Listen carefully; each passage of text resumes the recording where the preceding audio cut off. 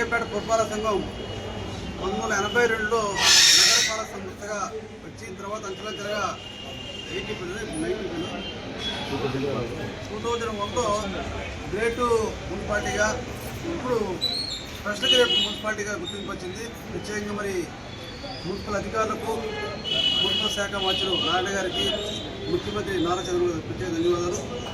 దీనివల్ల ప్రత్యేకంగా కొన్ని ప్రతిపాదన ఏంటంటే, ఈఈ గారు కావచ్చు, ఈఈ వస్తారు ఇక్కడికి, డిఈ ఇద్దరు ఉంటారు, ఏఈ ఉంటారు. దానివల్ల ఫండ్స్ కూడా ఎక్కువ వస్తాయి.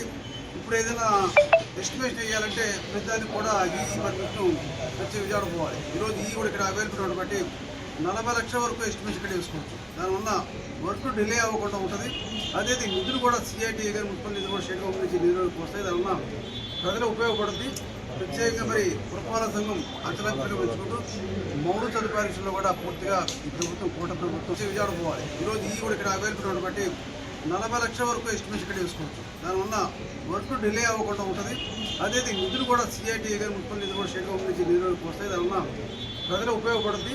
ప్రత్యేకంగా మరి పురపాలక సంఘం అంచెలంచెలుగా పెంచుకుంటూ మౌలిక సదుపాయాల విషయంలో కూడా పూర్తిగా ఈ ప్రభుత్వం, కూట ప్రభుత్వం అన్నిటి పెట్టుబడింది.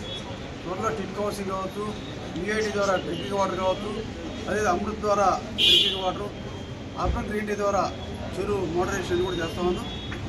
ఈ కూట ప్రభుత్వం కట్టుబడి ఉంది. ప్రత్యేకంగా ముఖ్యమంత్రి గారికి, అదేవిధంగా పవన్ కళ్యాణ్ గారికి, మున్సిపల్ శాఖ నారాయణ ప్రత్యేక ధన్యవాదాలు.